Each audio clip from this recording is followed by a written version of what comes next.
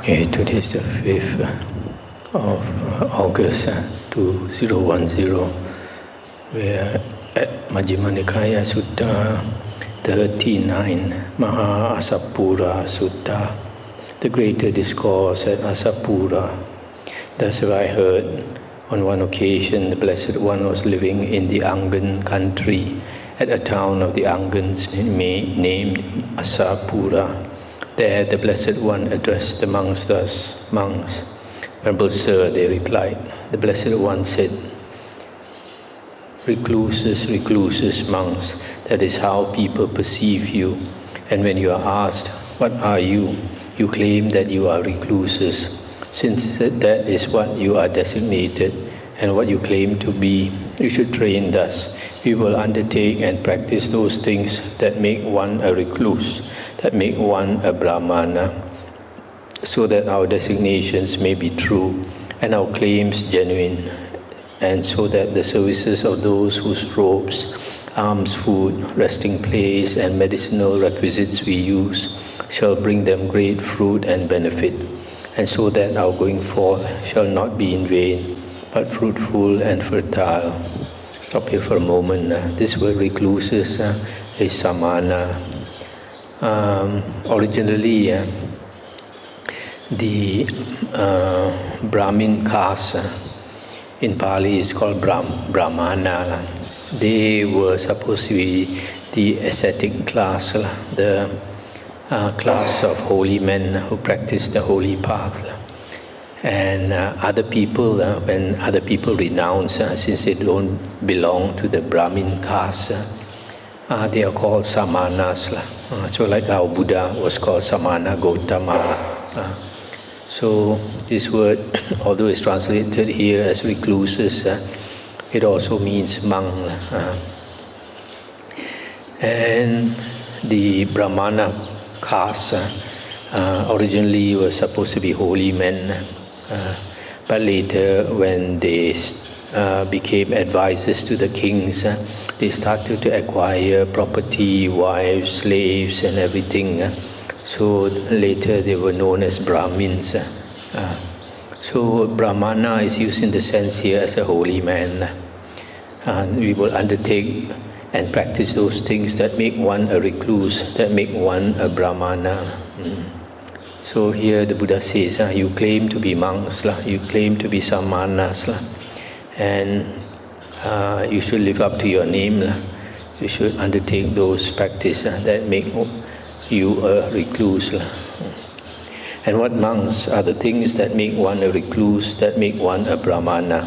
Monks, you should train thus. We will be possessed of shame and fear of wrongdoing. Hiri otapa. Now monks, you may think thus, we are possessed of shame and fear of wrongdoing. That much is enough, that much has been done. The goal of recluseship has been reached. There is nothing more for us to do, and you may rest content with that much. Monks, I inform you, I declare to you, you who seek the recluse's status, do not fall short of the goal of recluseship, while there is more to be done. I stop here for a moment. So here the Buddha is saying that a monk should possess a sense of shame and fear of wrongdoing. These two qualities, the Buddha said in one sutta, protect the world. If people do not have a sense of shame and fear of wrongdoing, they can do almost anything. So for a monk, this is even more important, not to do those things that are shameful and do those wrongdoings that will drag one to the evil, the woeful plains of rebirth. What more is to be done? Monks, you should train thus. Our bodily conduct shall be purified, clear and open, flawless and restrained, and we will not laud ourselves and disparage others on account of that purified bodily conduct. Now monks, you may think thus, we are possessed of shame and fear of wrongdoing, and our bodily conduct has been purified. That much is enough, that much has been done. The goal of recluseship has been reached. There is nothing more for us to do, and you may rest content with that much. Monks, I inform you, I declare to you, you who seek the reclusive status, do not fall short of the goal of recluseship, while there is more to be done. What more is to be done? Monks, you should train thus. Our verbal conduct shall be purified, clear and open, flawless and restrained, and we will not laud ourselves and disparage others on account of that purified verbal conduct. Now, monks, you may think thus: we are possessed of shame and fear of wrongdoing. Our bodily conduct has been purified, and our verbal conduct has been purified. That much is enough, and you may rest content with that much.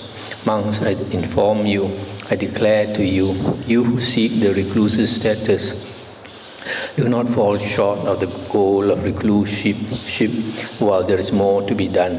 What more is to be done? Monks, you should train thus. Our mental conduct shall be purified, clear and open, flawless and restrained, and we will not laud ourselves and disparage others on account of their purified mental conduct. Now, monks, you may think thus: we are possessed of shame and fear of wrongdoing. Our bodily conduct and verbal conduct has been purified, and our mental conduct has been purified. That much is enough, and you may rest content with that much. Monks, I inform you, I declare to you, you who seek the reclusive status, do not fall short of the goal of recluseship, while there is more to be done. What more is to be done? Monks, you should train thus. Our livelihood shall be purified, clear and open, flawless and restrained, and we will not laud ourselves and disparage others on account of that purified livelihood. Now, monks, you may think thus: we are possessed of shame and fear of wrongdoing. Our bodily conduct, verbal conduct, and mental conduct have been purified, and our livelihood has been purified. That much is enough, and you may rest content with that much.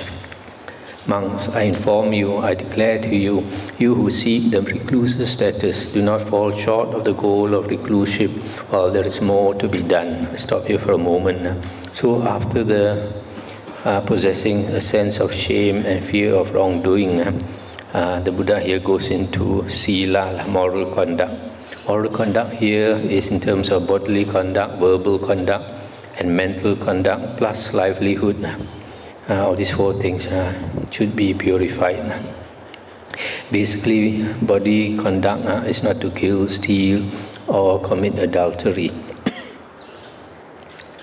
And verbal conduct is not to lie, not to carry tales to cause quarrels and disharmony, not to speak coarse or foul language, and not to speak gossip. And mental conduct is to have right view, not wrong view. That means believing in karma vipaka, believing that there is planes of rebirth. That means there's a round of rebirths, and believing that there are holy men. And besides that, mental conduct also is not to be covetous, over greedy of others' things, and also not to have ill will, angry all the time. That is mental conduct. And livelihood is to earn livelihood, to sustain oneself in a way as not to harm others. But for a monk, it's a bit more. It's not to speak ill of another monk, speak ill of others, and not to talk about your attainments or hint about your attainments, and not to belittle others. All this is right livelihood for a monk. In the Noble Eightfold Path, the sila part consists of right speech, right action, and right livelihood.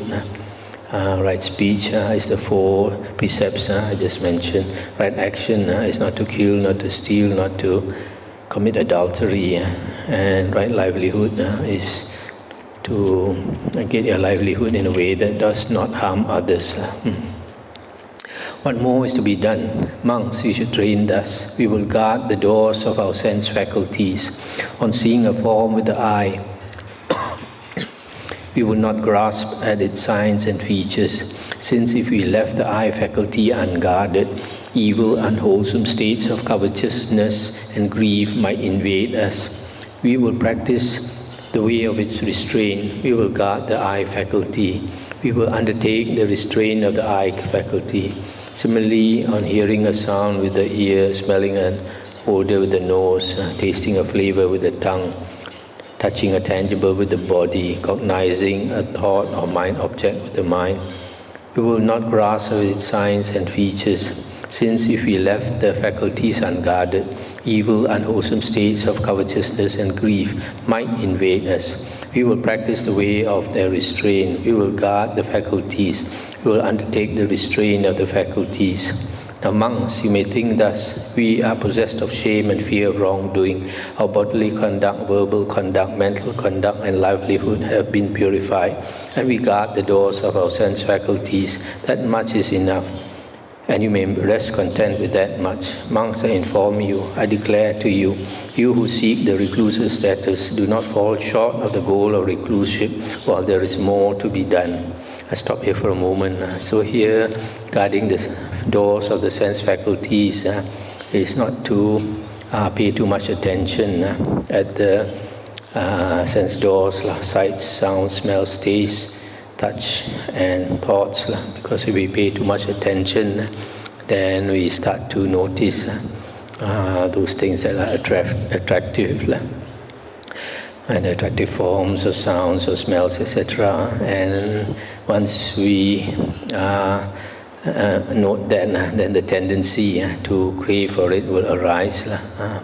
So instead, in the practice of sati, we're supposed to put our attention on 4 objects of sati: the body, feelings, mind, and Dhamma. Dhamma means the Buddha's Dhamma, the Buddha's teachings. So this is guarding the sense faculties, not to pay too much attention at the 6 sense doors, worldly objects. So here it says, if we left the faculties unguarded, even evil and wholesome states of covetousness and grief might invade us.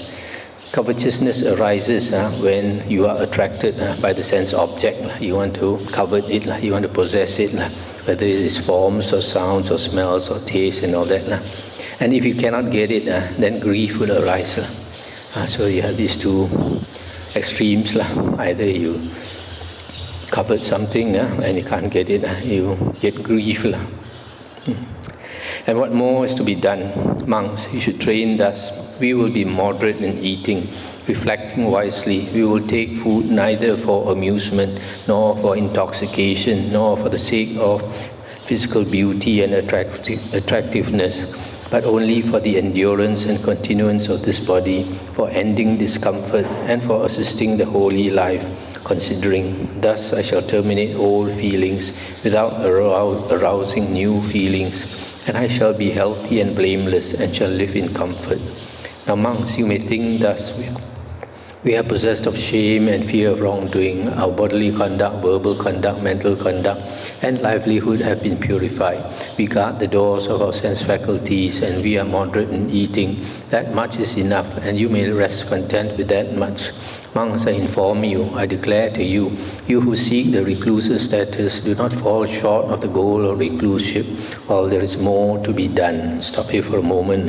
So here we come to moderation in eating. Pujanya Matanyutta. This moderation in eating, we eat for the endurance and continuance of this body, and for assisting the holy life. Thinking, thus I shall terminate all feelings. This all feelings refers to the hunger, hungry feelings. If you eat, to terminate the hungry feelings without arousing new feelings. New feelings are feelings of greed. If you taste something good, the tendency to be greedy is aroused. So that's the meaning of terminating all feelings without arousing new feelings. What more is to be done? Monks, you should train thus. We will be devoted to wakefulness, Jagarayanu Yoga. During the day, while walking back and forth and sitting, we will purify our minds of obstructive states. In the first watch of the night, while walking back and forth and sitting, we will purify our minds of obstructive states. In the middle watch of the night, We will lie down on the right side in the lion's pose with one foot overlapping the other, mindful and fully aware, after noting in our minds the time for rising. After rising in the third watch of the night, while walking back and forth and sitting, we will purify our minds of obstructive states. Now, monks, you may think thus: we are possessed of shame and fear of wrongdoing. Our bodily conduct, verbal conduct, mental conduct, and livelihood have been purified. We guard the doors of our sense faculties. We are moderate in eating, and we are devoted to wakefulness. That much is enough, and you may rest content with that much. Monks, I inform you, I declare to you, you who seek the recluse's status, do not fall short of the goal of recluseship, while there is more to be done. Stop here for a moment. So here, devotion to wakefulness, a monk during the day, he walks back and forth and sits and purify the mind of obstructive states. That means a monk is supposed to practice meditation, either sitting or walking meditation throughout the day. So not to put your attention on the 6 sense objects, including thinking. If we talk, then we also think, we also use our mind in the wrong way. So a monk is supposed to only practice meditation throughout the day. The first watch of the night refers to night is the night is from 6 p.m. until 6 a.m. and that is broken into 3 watches of 4 hours each.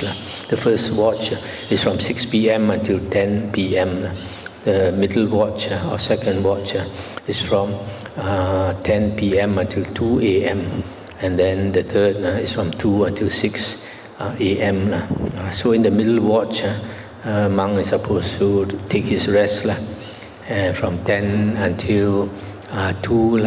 In Malaysian time, it would probably be from 11 until 3 because our time is faster by 1 hour compared to Thailand. So in the middle watch, it says here, you lie down also, you're supposed to practice. Here it says mindful and fully aware. Actually, the Pali word is sati sampajanya. You still practice sati sampajanya. Sati is recollecting your meditation object. Now, for example, if you are doing the 32 parts of the body, even you lie down to sleep also, you're supposed to keep awake by chanting the 32 parts of the body.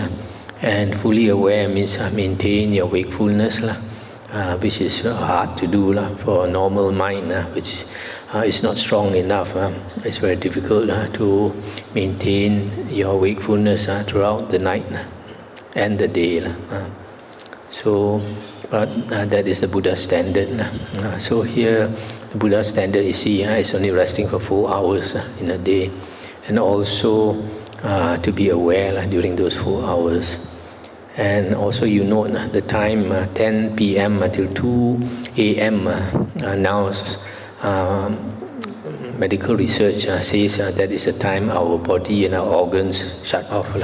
Our organs tend to shut off. That's the time to take a rest. So there are some people like drug addicts, they stay awake throughout the night.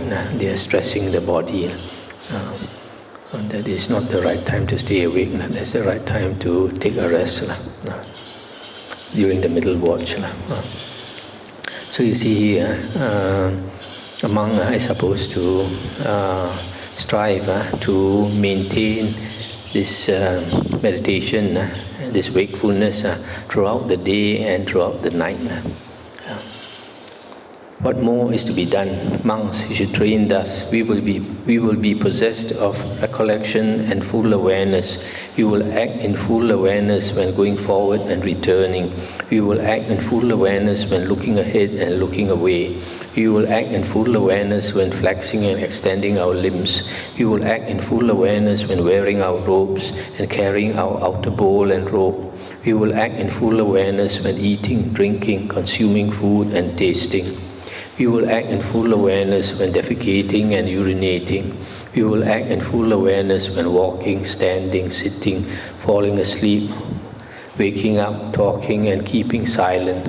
Now, monks, you may think thus: we are possessed of shame and fear of wrongdoing. Our bodily conduct, verbal conduct, mental conduct, and livelihood have been purified. We guard the doors of our sense faculties. We are moderate in eating. We are devoted to wakefulness. And we are possessed of mindfulness and full awareness. That much is enough. That much has been done. The goal of recluseship has been reached. There is nothing more for us to do. And you may rest content with that much. Monks, I inform you, I declare to you, you who seek the recluse's status, do not fall short of the goal of recluseship while there is more to be done. I stop here for a moment. So here, although the translation is mindfulness and full awareness, actually sati sampajanya, recollection and full awareness, or mindfulness. Whatever we do, we are fully aware.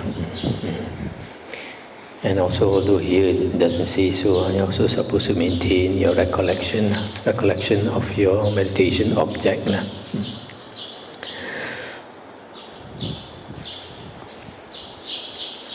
What more is to be done? Here a monk resorts to a secluded resting place, the forest, the root of a tree, a mountain, a ravine, a hillside cave, a charnel ground, a jungle thicket, an open space, a heap of straw. I stop here for a moment. So see here, seclusion for a monk is very important. It is part of the monk's practice. Here, what is listed here in this sutta is all the practice of a monk, charana, or conduct of a monk. When you compare this with the earlier list we saw, we find here we have this moderation in eating, which was not in the earlier sutta we read, and also devotion to wakefulness. But that was something I mentioned the other day. So it is a combination of these suttas. When you collect all these factors of charana, conduct, that's how we came up with 10 factors. Where somebody like Lady Sayadaw, I think he collected only based on 1 or 2 suttas, he came up with only 7 or 8 factors. So, on returning from his alms round after his meal, he sits down, folding his legs crosswise, setting his body erect, and establishing mindfulness before him. Abandoning covetousness for the world, he abides with the mind free from covetousness. He purifies his mind from covetousness. Abandoning ill will and hatred, he abides with the mind free from ill will, compassionate for the welfare of all living beings. He purifies his mind from ill will and hatred. Abandoning sloth and torpor, he abides free from sloth and torpor, percipient of light, mindful and fully aware. He purifies his mind from sloth and torpor. Abandoning restlessness and remorse, he abides unagitated, with the mind inwardly peaceful. He purifies his mind from restlessness and remorse. Abandoning doubt, he abides having gone beyond doubt, unperplexed about wholesome states. He purifies his mind from doubt. Stop here for a moment. So here is a description of the abandonment of the hindrances. As I mentioned before, when you look abandoning sloth and torpor, he abides free from sloth and torpor, percipient of light. So a light wells up from within him when he abandons sloth and torpor. Monks, suppose a man were to take a loan and undertake business, and his business were to succeed so that he could repay all the money of the old loan, and there would remain enough extra to maintain a wife. Then, on considering this, he would be glad and full of joy. Or suppose a man were afflicted, suffering and gravely ill, and his food would not agree with him, and his body had no strength. But later he would recover from the affliction, and his food would agree with him, and his body would regain strength. Then, on considering this, he would be glad and full of joy.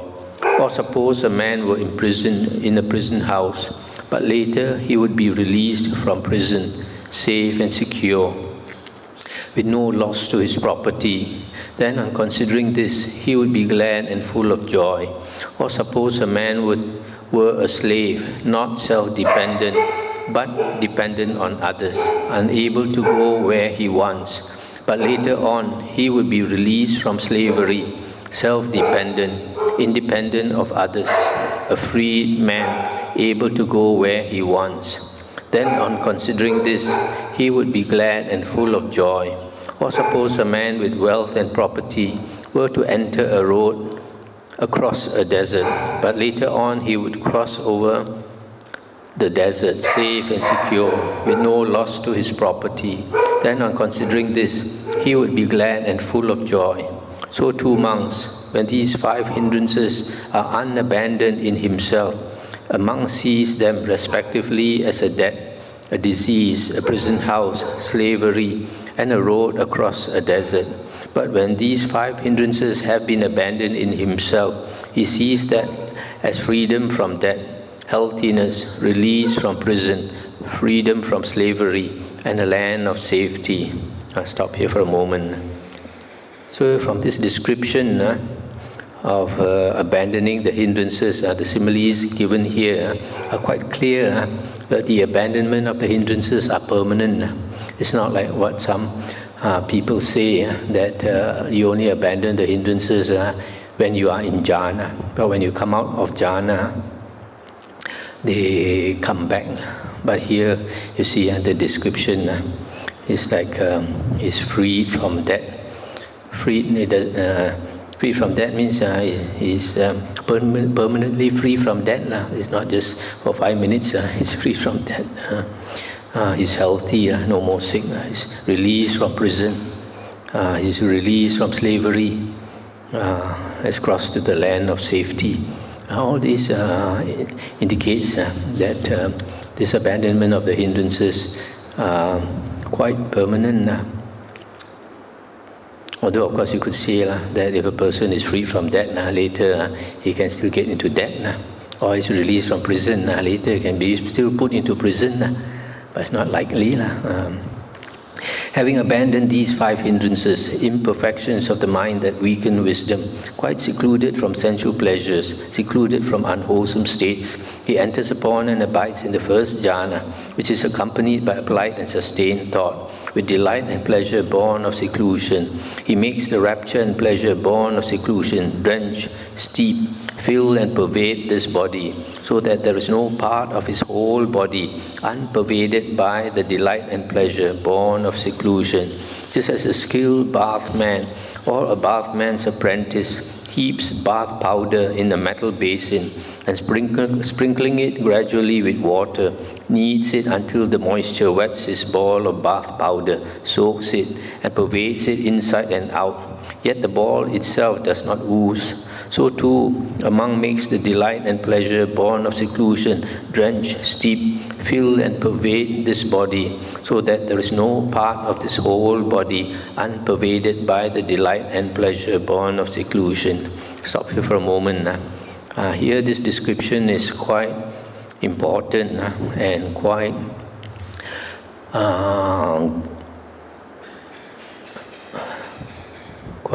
instructive for a monk in practicing meditation, because here he says after a monk attains the first jhana, he's supposed to make that delight and pleasure fill his whole body. Fill his whole body. In other words, he's aware of his body. Whereas initially when a monk meditates, as he gets into his mind, he might not be aware of the body. But in this case, after he attains the first jhana, this is the Buddha's instruction, is to make him pervade the body with delight and pleasure. So he has to become aware of his body and pervade it. So this is one thing.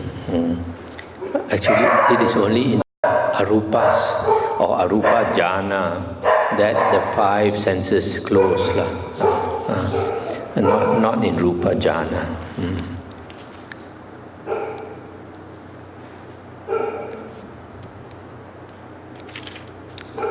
Again, monks, with the stilling of applied and sustained thought, a monk enters upon and abides in the second jhana, which has self-confidence and singleness of mind, without applied and sustained thought, with delight and pleasure born of concentration.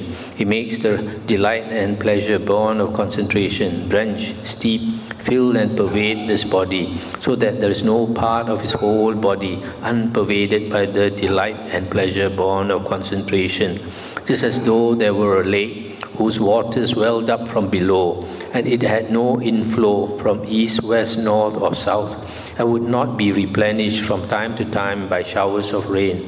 Then the cool fount of water welling up in the lake would make the cool water drench, steep, fill and pervade the lake, so that there is no part of the whole lake unpervaded by cool water.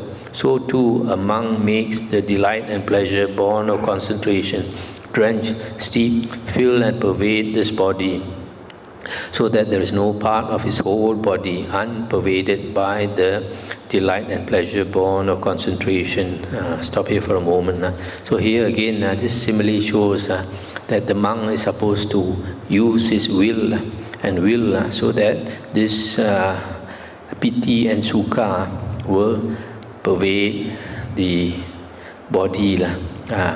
In the first jhana, he has to make more effort, just like the man has got to knead the ball of soap, bath powder, knead with his hand and make it pervade, the moisture pervade the bath powder. So in the same way, this monk has to make more effort in the first jhana. But in the second jhana, although he still uses his will, but it would seem from this simile that it is easier, because just like the water, the cool water rises up from the bottom, wells up from below. So in the same way, his delight and pleasure wells up from below him and pervade the body. But still you notice that he has to use the will.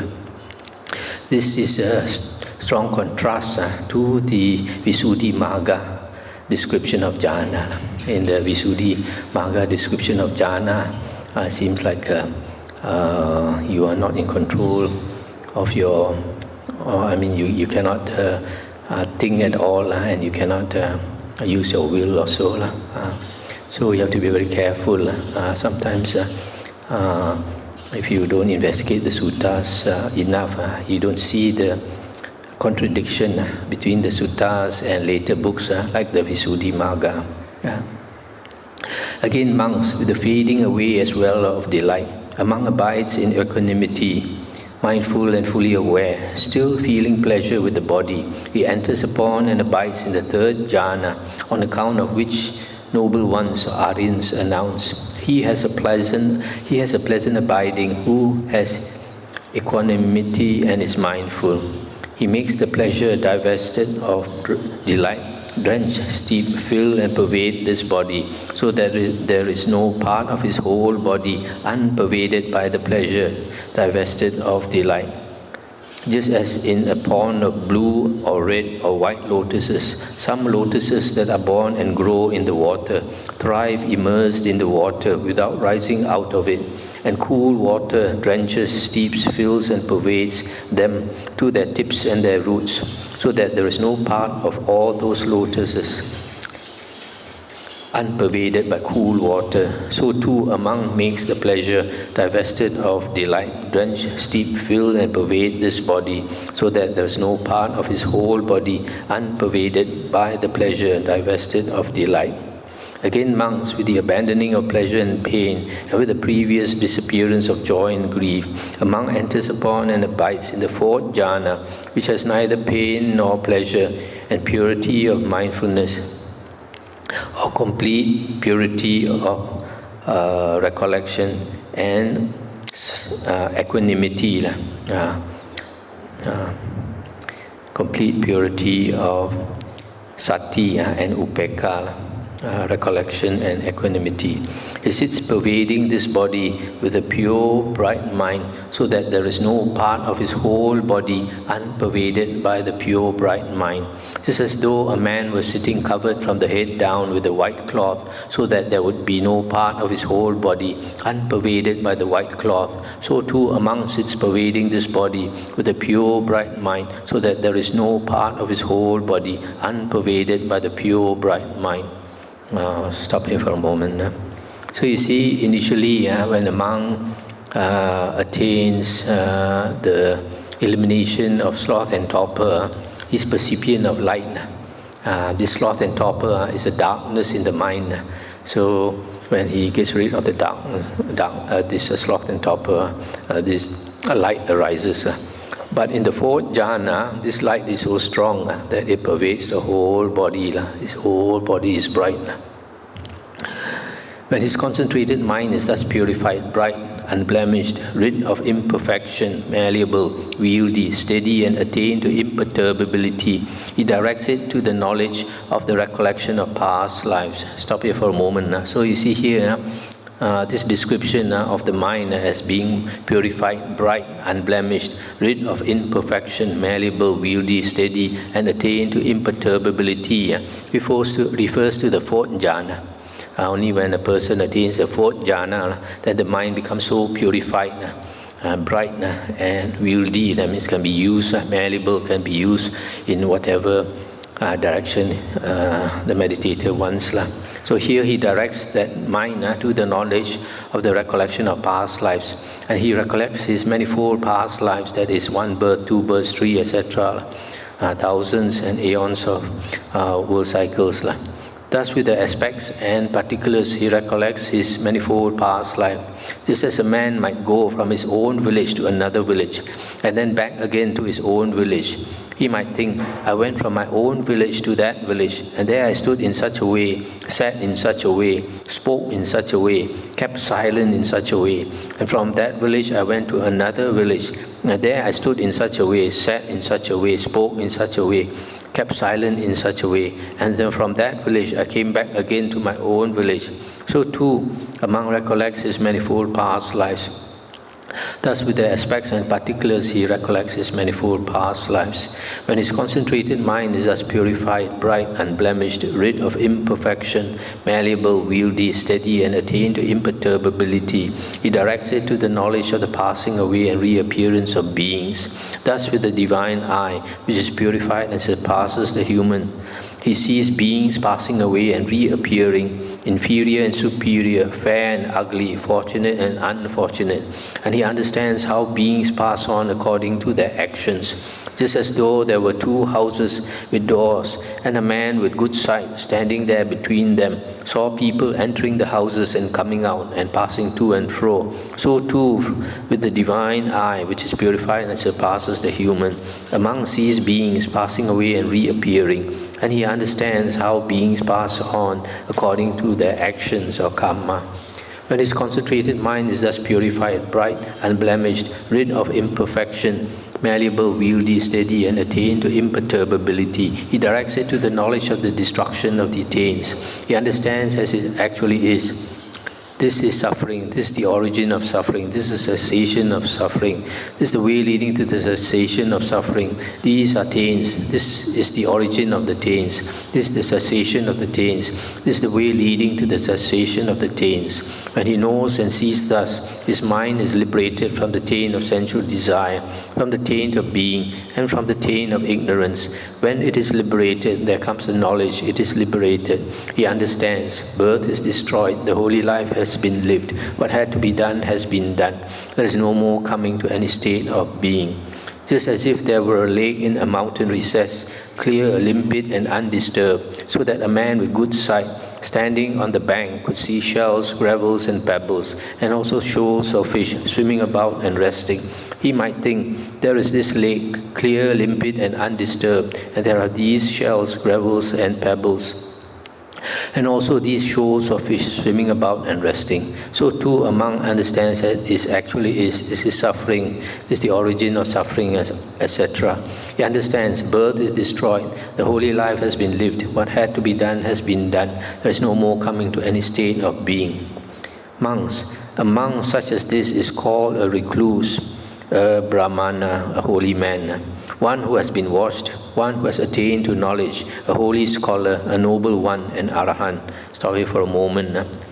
Here, a monk has finished his work. He is really a samana, a recluse, a brahmana, holy man, one who has been washed. In the Indian tradition, when a disciple finishes the training, then he undergoes a ceremonial bath. So he is bathed. That's why here he says one who has been washed. That means he has completed his training of the holy life. One who has attained to knowledge. A holy scholar. Holy scholar is one who has the holy knowledge. The holy knowledges. A noble one, an arahant. And how is a monk a recluse? He has quieted down evil, unwholesome states that defile, bring renewal of being, give trouble, ripen in suffering, and lead to future birth, aging, and death. That is how a monk is a recluse. And how is a monk a brahmana? He has expelled evil, unwholesome states that defile, and lead to future birth, aging, and death. That is how a monk is a brahmana. And how is a monk one who has been washed? He has washed off evil, unwholesome states that defile and lead to future birth, aging, and death. That is how a monk is one who has been washed. And how is a monk one who has attained to knowledge? He has known evil, unwholesome states that defile and lead to future birth, aging, and death. That is how a monk is one who has attained to knowledge. And how is a monk a holy scholar? The evil, unwholesome states that defile and lead to future birth, aging, and death have been streamed away from him. That is how a monk is a holy scholar. And how is a monk a noble one? Evil, unwholesome states that defile and lead to future birth, aging, and death are far away from him. That is how a monk is a noble one. And how is a monk an arahant? Evil, unwholesome states that defile, bring renewal of being, give trouble, ripen in suffering, and lead to future birth, aging, and death are far away from him. That is how a monk is an arahant. That is what the Blessed One said. The monks were satisfied and delighted in the Blessed One's words. That's the end of the sutta. So here the Buddha is giving the steps a monk should take so that he is truly a samana, truly a brahmana. First he starts with having a sense of shame and fear of wrongdoing. Then he purifies his these three conducts, body, verbal, and mental conduct, and livelihood. And then he guards his sense faculties, moderate in eating, devoted to wakefulness, possessed of recollection and full awareness. And then he goes to a secluded place and meditates, and there he abandons the hindrances and attains the four jhanas. And after attaining the four jhanas, when the mind is purified, bright, unblemished, rid of imperfection, malleable, then he directs it to the various knowledges and becomes enlightened and completes all the practice of a monk. Then he's truly a monk, an arahant.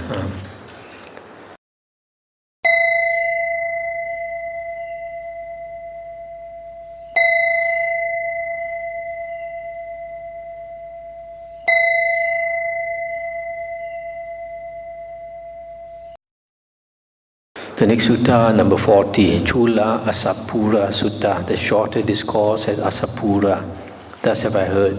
On one occasion, the Blessed One was living in the Angan country at a town of the Angans named Asapura. There the Blessed One addressed the monks thus. Monks, Venerable Sir, they replied. The Blessed One said, recluses, monks, that is how people perceive you. And when you are asked, what are you? You claim that you are recluses. Since that is what you are designated and what you claim to be, you should train thus. we will practice the way proper to the recluse, so that our designations may be true and our claims genuine, and so that the services of those whose robes, alms, food, resting place, and medicinal requisites we use shall bring them great fruit and benefit, and so that our going forth shall not be in vain, but fruitful and fertile. How monks does a monk not practice the way proper to the recluse? For so long as a monk who is covetous has not abandoned covetousness, who has a mind of ill will and has not abandoned ill will, who is angry has not abandoned anger, who is revengeful has not abandoned revenge, who is contemptuous has not abandoned contempt, who is domineering has not abandoned his domineering attitude, who is envious has not abandoned envy, who is avaricious has not abandoned avarice, who is fraudulent has not abandoned fraud, who is deceitful has not abandoned deceit, who has evil wishes has not abandoned evil wishes, who has wrong view has not abandoned wrong view. For so long he does not practice the way proper to the recluse, I say, because of his failure to abandon these stains of the recluse, these faults of the recluse, these drags for the recluse, which are grounds for rebirth in a state of deprivation, and whose results are to be experienced in an unhappy destination. Suppose the weapon called a mataja, well whetted on both edges, were enclosed and encased in a patchwork sheath. I say that such a monk's going forth is comparable to that. I stop here for a moment. So here the Buddha is saying, if a monk possesses all these stains, covetous, has ill will, anger, revenge, contempt, domineering attitude, envy, avarice, fraud, deceit, evil wishes, and wrong view, then it is like this mataja is like our parang, machete. So if this weapon, which is sharp on both edges, is enclosed in a patchwork sheath. Patchwork sheath, I guess, is like a piece of cloth. If such a sharp weapon, you enclose it with this like cotton cloth, then you will easily cut that patchwork sheath, that cloth. So the simile means that these unwholesome stains of a monk will just cut away the monkhood of the holy life. So if he cuts away his monkhood, then he is not really a monk, although he wears the robe. I do not say that the recluse's status comes about in a patchwork cloak wearer through the mere wearing of the patchwork cloak, nor in a naked ascetic through mere nakedness, nor in a dweller in dust and dirt through mere dust and dirt, nor in a washer in water through mere washing in water, nor in a tree root dweller through mere dwelling at the root of a tree, nor in an open air dweller through mere dwelling in the open air, nor in a practitioner of continuous standing through mere continuous standing, nor in a taker of food at stated intervals through mere taking of food at stated intervals, nor in a reciter of incantations through mere recitation of incantations, nor do I say that the recluse's status comes about in a matted hair ascetic through mere wearing of the hair matted. Monks, if through the mere wearing of the patchwork cloak, a patchwork cloak wearer who was covetous, abandoned covetousness, who had a mind of ill will, abandoned ill will, who had wrong view, abandoned wrong view, etc., then his friends and companions, his kinsmen and relatives, would make him a patchwork cloak wearer as soon as he was born, and have him undertake the patchwork cloak wearing thus. Come, my dear, be a patchwork cloak wearer, so that as a patchwork cloak wearer, when you are covetous, you will abandon covetousness. When you have a mind of ill will, you will abandon ill will, etc.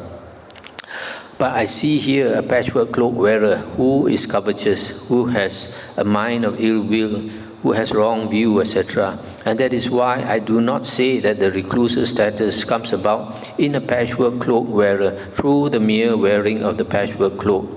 If through nakedness, a naked ascetic who was covetous abandoned covetousness, if through mere dust and dirt, through mere washing in water, mere dwelling at the root of a tree, etc.,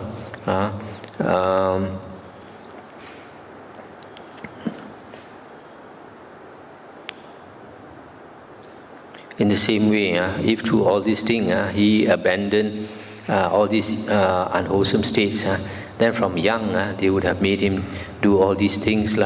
But Buddha says it is not true this that he abandons all these evil states. How monks does a monk practice the way proper to the recluse?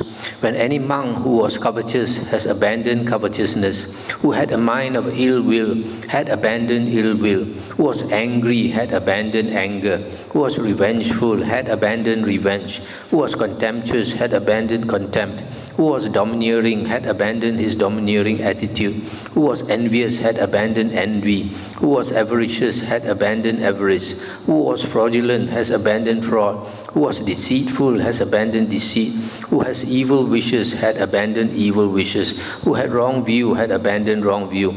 Then he practices the way proper to the recluse, I say, because of his abandoning these stains for the recluse, these faults for the recluse, these drags for the recluse, which are grounds for rebirth in a state of deprivation, and whose results are to be experienced in an unhappy destination. Stop here for a moment.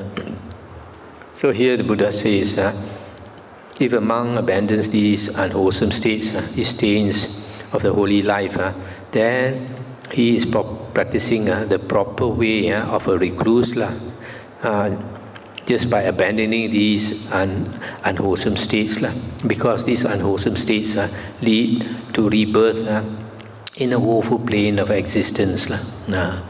You all have heard me mention before about one of our devotees who had an auntie whose anger was very great, who had a very nasty temper, and his character was very bad, so that he had all these unwholesome states. So 2 days before he died, the two Dracula teeth came out, and after he died, then the 2 teeth vanished when she left the body. So it is because of this, because of these unwholesome states, that all these evil conditions appear. He sees himself purified of all these evil unwholesome states. He sees himself liberated from them. When he sees this, gladness is born in him. When he is glad, delight is born in him. In one who is delighted, the body becomes tranquil. One whose body is tranquil feels pleasure. In one who feels pleasure, the mind becomes concentrated. He abides pervading 1/4 with the mind imbued with loving kindness. Likewise the second, likewise the third, likewise the fourth. So above, below, around and everywhere, and to all as to himself, he abides pervading the all-encompassing world with a mind imbued with loving kindness, abundant, exalted, immeasurable, without hostility and without ill will. He abides pervading 1/4 with the mind imbued with compassion. Similarly, abides pervading with the mind imbued with joy, with equanimity, abundant, exalted, immeasurable, without hostility and without ill will. Stop here for a moment. So, this last part, I see that when a monk purifies himself of the unwholesome states, then gladness is born in him. When we progress in the spiritual path, and we get rid of our unwholesome states, and we cultivate wholesome states, then as we progress, we are glad. And from gladness, delight is born. From delight, the body becomes tranquil. And then he feels pleasure or happy. And from there, the mind becomes concentrated. Unhappy mind can never become concentrated. So when we practice the holy path, we have to become happy.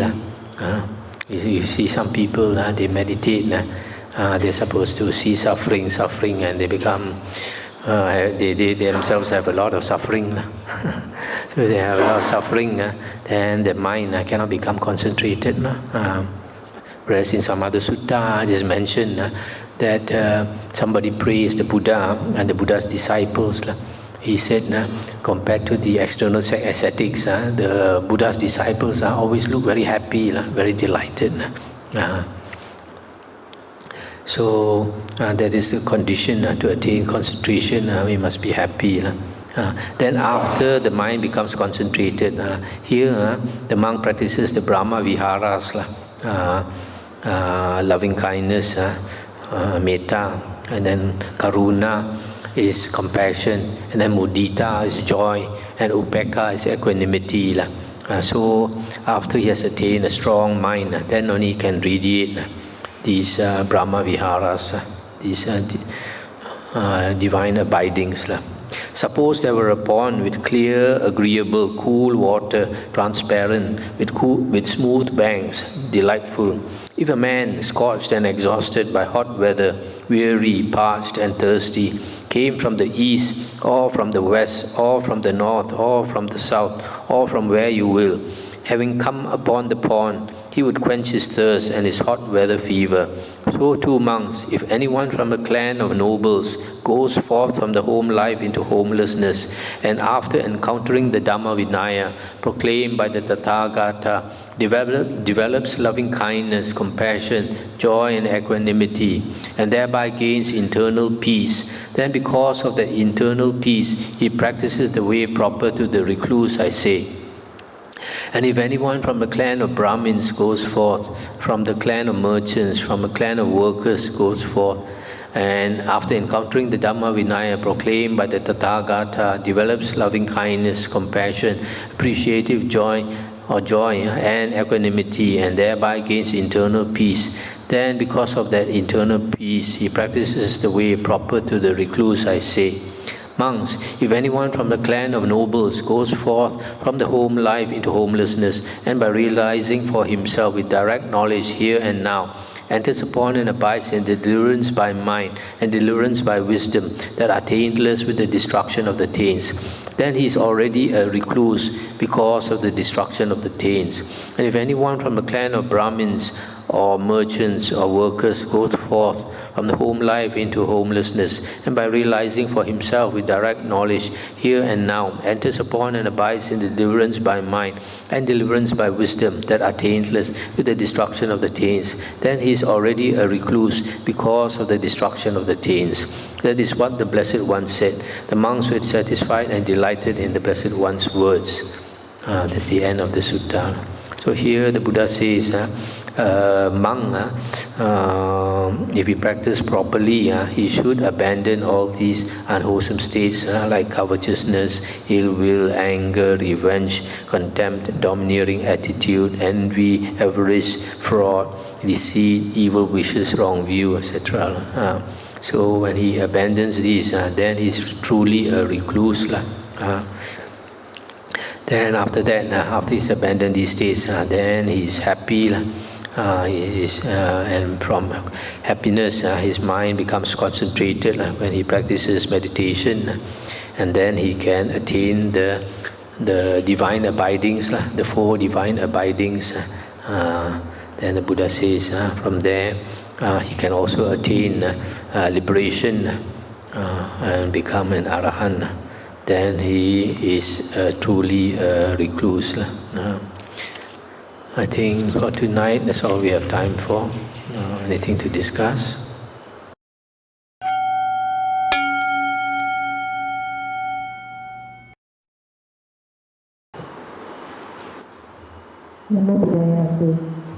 There is this for Brahma Vihara. Some books say that by the four Brahma Vihara alone, one cannot attain liberation, if I'm not mistaken. Because some say that the metta can take you to third jhana only. This statement that the Brahma Viharas can lead you only to the third or fourth jhana comes from the Visuddhimagga. In the suttas, these Brahma Viharas can bring you to the arupas, arupa jhanas. But by themselves, I don't think you can attain enlightenment. You need the knowledge of the Dhamma. When you contemplate the Dhamma, that is sati. Because sati means contemplation of the four objects of sati, body, feelings, mind and Dhamma. And out of these four objects, the most important is Dhamma, the Buddha's teachings.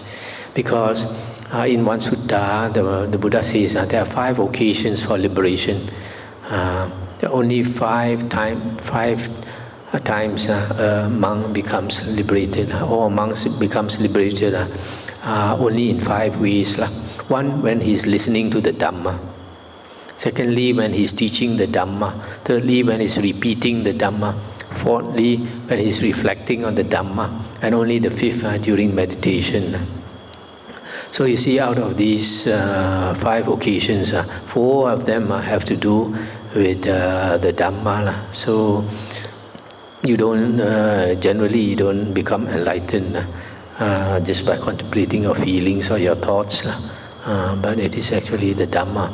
Even if you contemplate your feelings and your thoughts, but you see Dhamma there, then only you become enlightened. In other words, your foundation of Dhamma, the foundation of the Buddha's suttas are extremely important. For example, the other day I was telling Majjhima about this Bhattacharya, the lady nun. She became a nun after her 2 children died, her 2 sons died, the husband died. And then when she went home, she found that the brother also died, the parents also died. So because all this happened in such a short time, she was so grief-stricken, she became mad. And she was walking around muttering the names of these dead relatives. And because she was not aware of her condition, of herself, of her body, her clothes fell off and she was naked, also she didn't know. So then one day she came to the Buddha, and the Buddha healed her, and then after that she became a nun.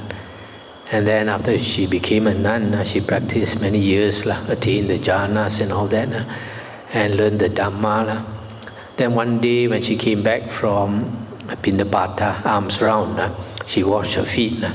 When we go on alms round, we come back, our feet are dirty. But before you enter the kuti or the hall or whatever, you have to wash your feet. So she took some water and splashed on her feet. She saw the water running a little distance and sank into the ground. And then something struck her. And then she took some more water and splashed on her feet again, and saw the water go a bit further and go sink into the ground. The 3rd time she did, the water went further and sank into the ground. Then she saw, just like her own relatives, there are some people in life, they come a short distance in life and they die, just like her children.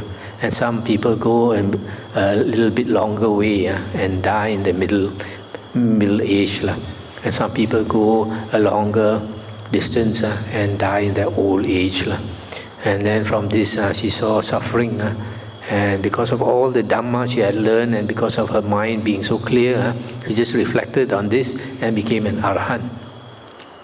So this liberation, attaining all this, you cannot sit down and think you want to reflect and contemplate on your these 4 objects of sati, contemplate on your body, and contemplate on your feelings and your mind and the Dhamma, and you think you can become Arya or something. It's not like that.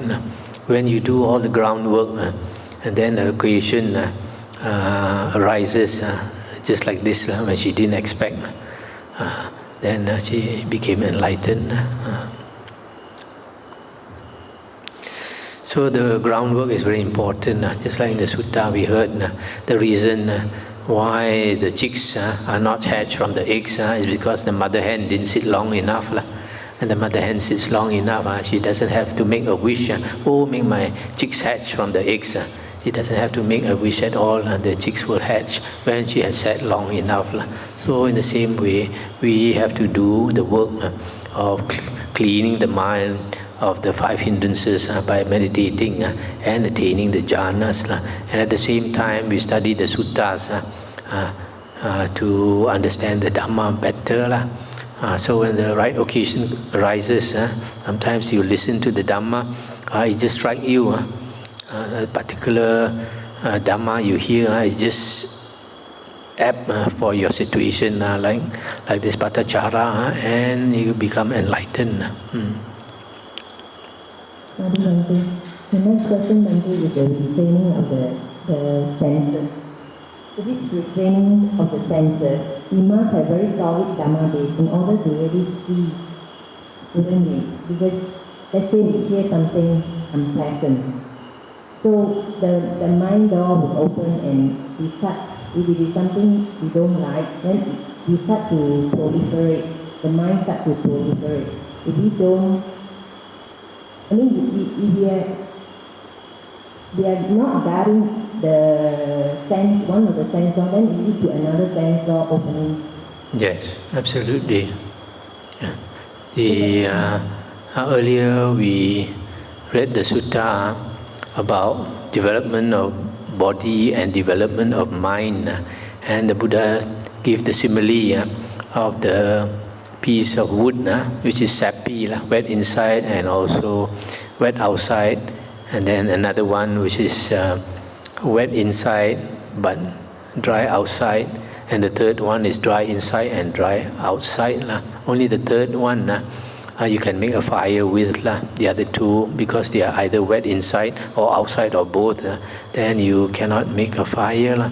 So in the same way, when a person understands the Dhamma and understands the Dhamma very well, that means you have to study, take a lot of effort to study, then you know the consequences of evil and wholesome states. When you know very well the consequences of evil and wholesome states, then you bodily you refrain from, for example, engaging in sensual pleasures, having sensual desires, bodily and mentally withdrawn also. If any thought of sensual desire arises in the mind, because you understand that it is unwholesome, immediately you stop it, you abandon it. You can even do that even before you attain the jhanas, if you understand the Dhamma properly. But after a person attains the jhanas, especially the fourth jhana, then even the tendency, the insight is rooted out. In that case, he's like the third type of wood, outside dry and inside also dry. Whereas a normal person, if he has not attained the four jhanas, he may understand the Dhamma well, but because the tendency has not been rooted out from him, he may also, at a moment of weakness, he might also succumb to this sensual desire. That's why there are some monks who practice meditation for many years, especially monks who practice vipassana meditation. They see very clearly, they understand very clearly, but because the mind is not strong enough, many of them disrobe because of this sensual desire. They fall prey to a woman.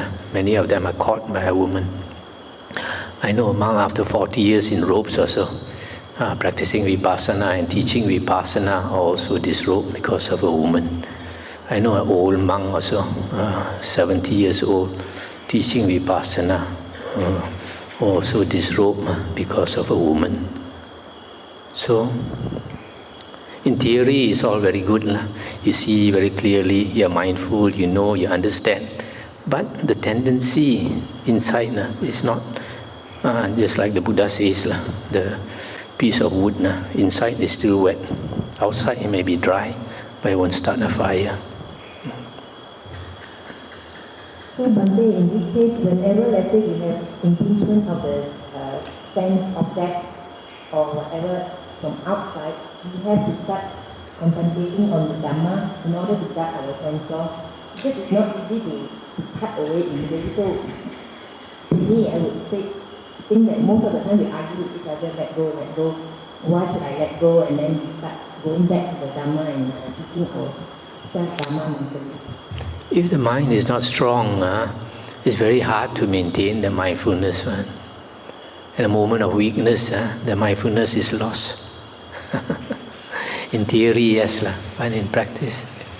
So you need a strong mind, otherwise it's very difficult. On page 38 here, we find an introduction. Which page? I understand on this paragraph. See, the methods of meditation taught by the Buddha in the Pali canon falls in two broad systems. What page? One of the development. What page? Page 38. Okay.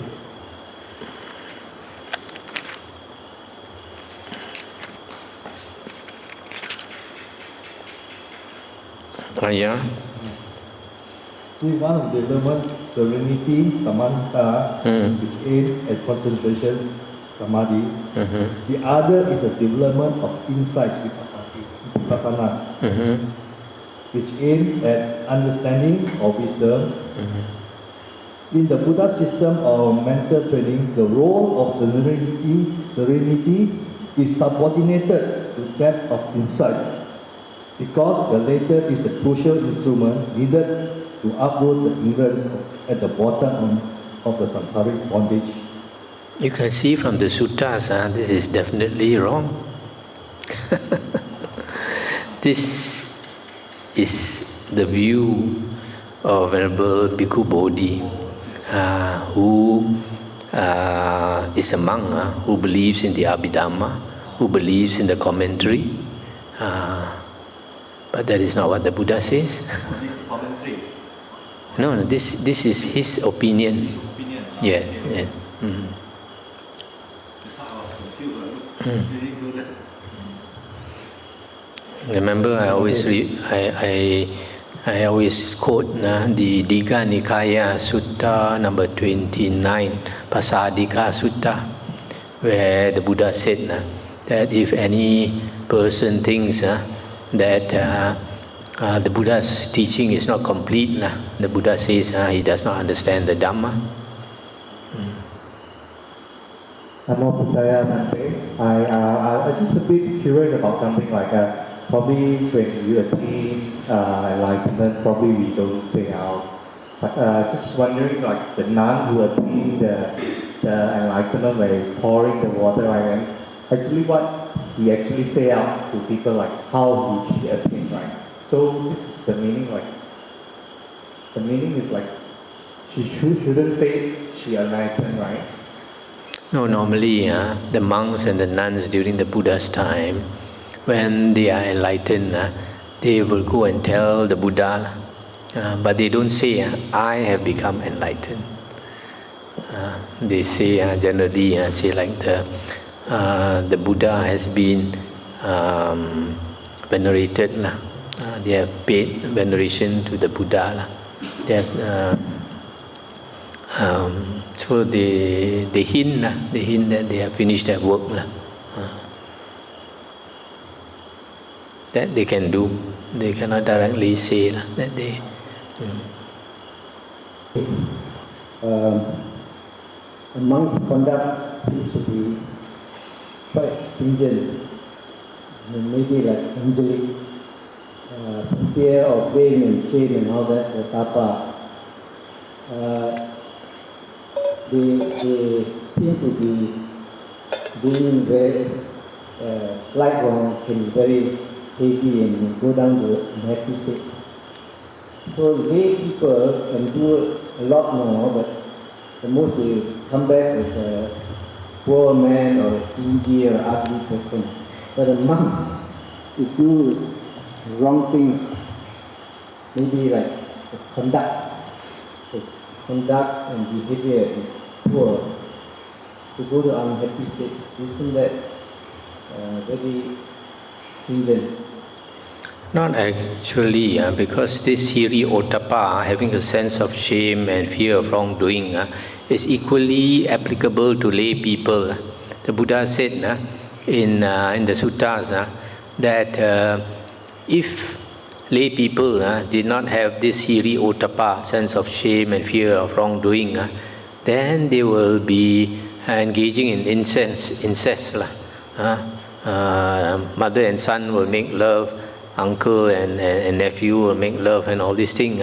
And they will be behaving like animals. The Buddha said, animals, they don't have these two things, sense of shame and fear of wrongdoing. So the Buddha says, it is these two things that protect the world. If these two things were not around, then people would behave like animals. That was the cause of the downfall of the great Roman Empire. The Roman Empire, they were so strong, so powerful, they were so rich that they engaged in all this kind of thing, no sense of shame. So that's why the empire collapsed. Not only for monks, equally applicable for lay people. You don't have these two, you will also go to hell. Lay people will also go to hell, to the woeful plains of rebirth, not necessarily monks. But for monks, because monks wear the robe and are supposed to be holy, to behave properly. So if a monk cheats, then the offense is greater. Because a monk is supposed to set the standard. You kind of promise when a monk takes the precepts, when a monk ordains, he promises to uphold these precepts. If he cannot uphold these precepts, or at least a reasonable standard, we don't expect the monk to be like an arahant, but at least a sense of decency must be there. If not, then woeful pains will be waiting for him.